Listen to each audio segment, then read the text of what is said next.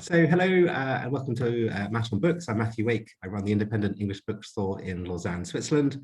And today I have the pleasure of talking to Louise Gooding about her new book, Just Like Me, which is autobiographies of 40 neurologically and physically diverse people who have broken stereotypes.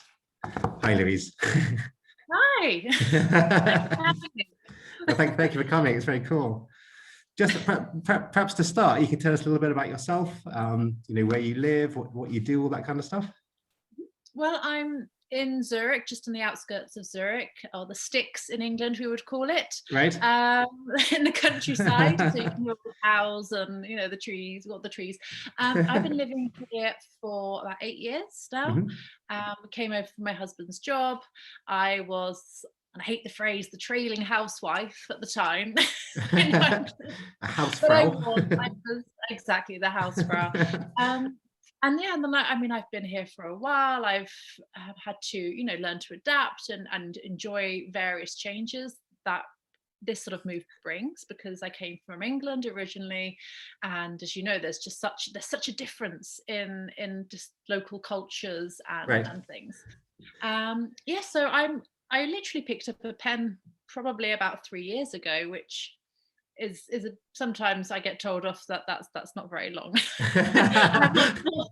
So I've been doing this for 10, 20 years. And I'm sorry. Oh dear. It's awkward. But I've always liked being creative. I was a very creative person at school, and I went into children's entertainment for a little while. So I love coming up with, fun games and concepts and ideas. And the reason I decided to start writing actually was because I just started wanting to tell my stories inspired by my family. And the first of a book I wrote was about dementia.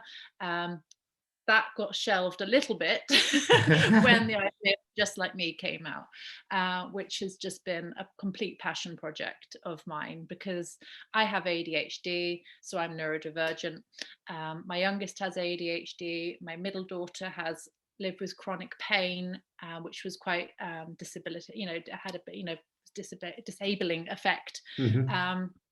On her growing up, because she couldn't, go to trampoline parks, so to speak, without being in pain for 3 to 4 days afterwards. Oh, wow. And so my eldest is also autistic. So we've, my family's a real mix of, we always say there's everything going on here at once. It makes it fun, it makes it interesting.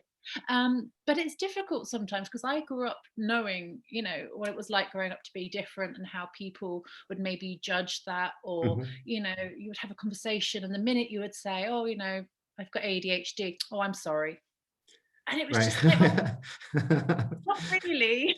And sometimes it's frustrating. I appreciate that I'm the queen of being distracted, but at the end of the day, there's lots of positives. I think it really does help me with my creative side. It makes me think outside the box. And it was all this talk that made me really want to kind of find a way of sharing that with other kids who are in my kids' position, Mm-hmm. and in the position I was when I was younger, growing up and thinking, I don't see people like me. I don't know, what my future's going to hold. I don't know what's going to happen. And maybe sometimes, it's you get a lot of stereotypes out there, and you get a lot of negative sort of tropes. And when people sort of say autistic, they might think of, one version, and that's not every version. It's a spectrum. Right. And and this is the same for many sort of different disabilities and neurodivergent people, where people have an idea of what that means and aren't open to maybe more conversations and understanding that this is our normal and this is our everyday, and we don't see maybe ourselves as different so much. It's other people that see us as different. This is our normal. We're normal, Right. And and it was a lot of, it did really come from my youngest, who had a bit of an upset at school, because she had a lot of issues where she was kind of separated, and the teachers found it too difficult to work with someone who was neurodivergent at the beginning. And she was just sad and said, there's no one like me. And I literally went online, and we went home, and I found, Simone Biles, who's actually in the book, Mhm. and we looked at other people, and, I found other people for my other children, Frida Kahlo and Temple Grandin and Greta Thunberg, all people that my children could relate with. And so as my youngest was just like, wow, they're just like me. Well, that's the title. That's fine. There we go. Thank you very much. Thank you very much. So that's just sort of a bit of a ramble as such, and a breakdown of where it came from. And I really hope that, when people or children, anyone could read, it doesn't matter. Mhm. I've heard from a lot of book bloggers who said, I've learned so much I didn't know beforehand. And, you might have seen, looking in there, each section I've put like a little box to explain, what ADHD is, what multiple sclerosis is. Mhm. I know what it's like to be a parent. I'm going to say that quickly there. At the end of the day, if I'm sharing stories and a child will sit there and say, what's that? What's this? Mhm. Children are great. Questions, they throw them at you. And the worst thing is for a parent to sit there and go, what's that? And they have no idea. And they have to pull something out of thin air. Mhm. So I kind of put that in there as a parental, I know this. Right. Well, it's very interesting because in fact, my brother, who's older than me, was diagnosed with ADHD just a few years ago. And I have another member of my family who has Asperger's syndrome.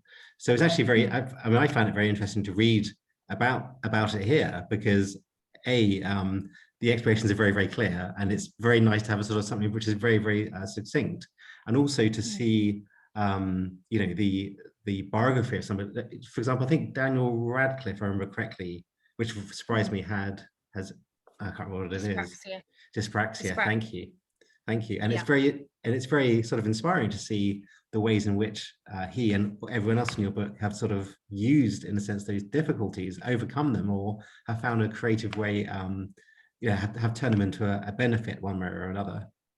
Yeah, I think it's working with yourself. That's a lot of the thing, is you sort of, it's just saying, it's not saying, it's I hate, sometimes people say, oh, it's a hurdle, or you have to clamber over. And I'm always like, oh, it's such a difficult way to describe this, because it's not something, it's just something that we live with every day, and we work with, and we make work with us. We can't just put it aside and say, oh, I'm not ADHD today. That would be, some days I'd quite like that, because I'm getting but and your brother might say that as well. But I was only diagnosed as an adult, so I didn't know. I just grew up thinking that I was weird and different, and I knew I was a troublemaker.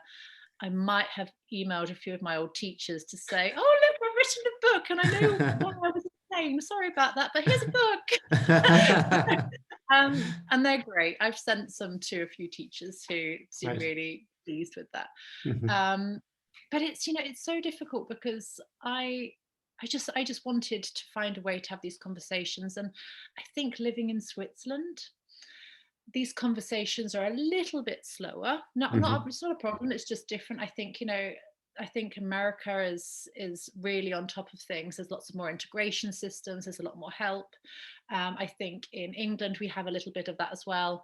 And I know that they're still putting in programs here. There's something called All Special Kids, or ASK, which you have in Geneva, and they're trying to bring it to Zurich. But it's not here yet, whereas that we take for granted, maybe coming from England, that we would have support networks.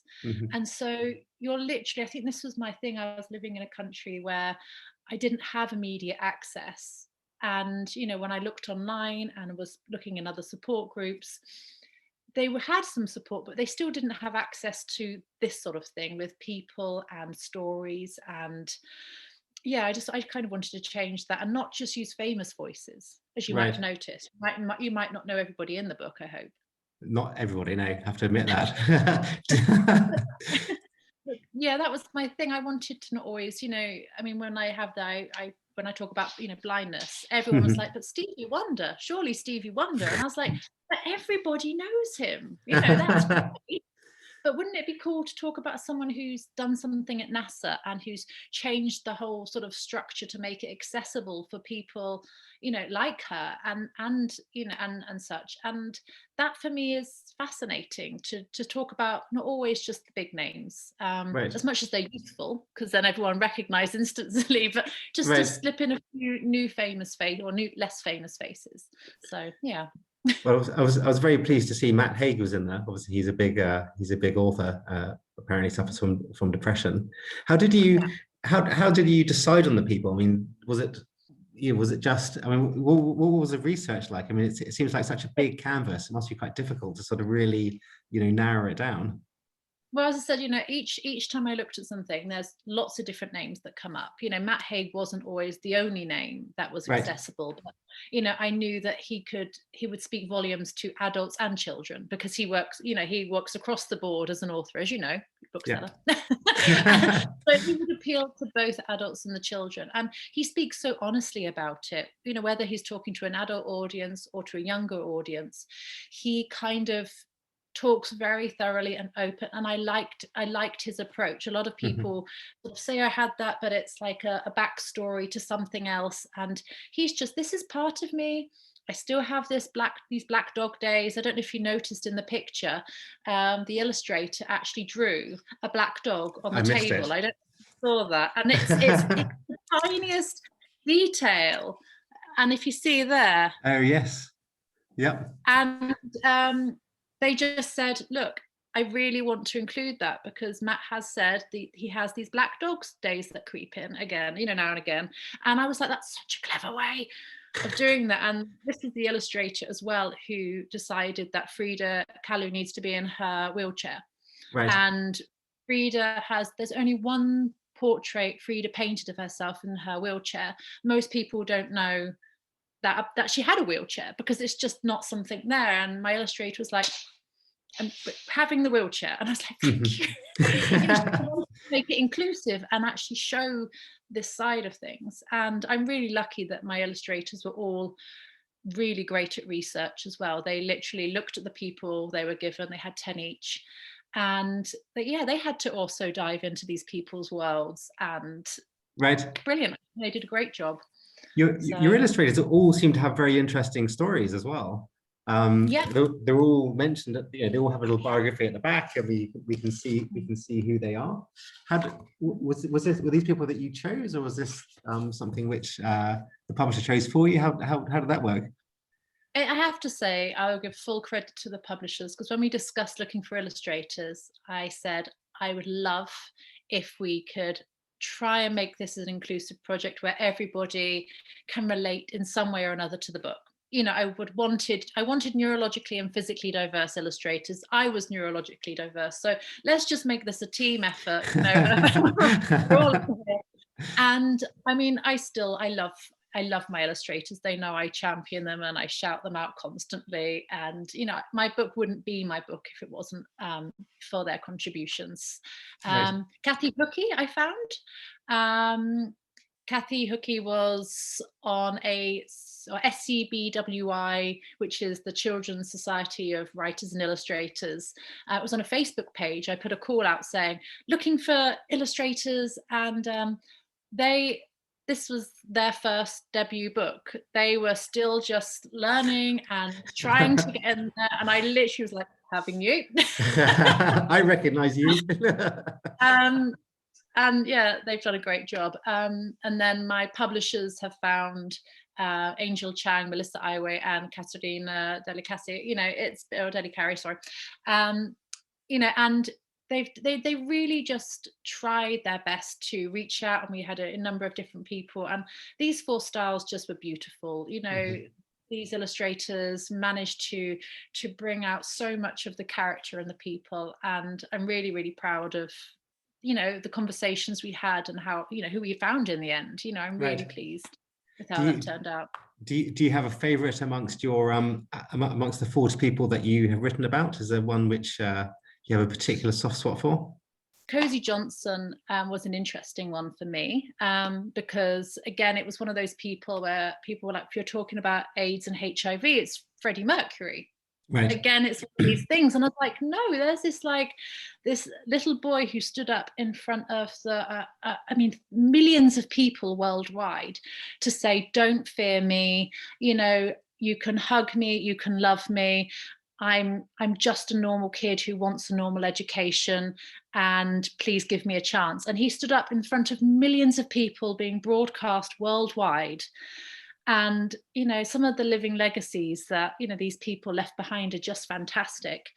And, you know, when you look at the age, you know, you think, gosh, that's just incredible to have that strength and to fight for just his right to go to school. That was a big thing.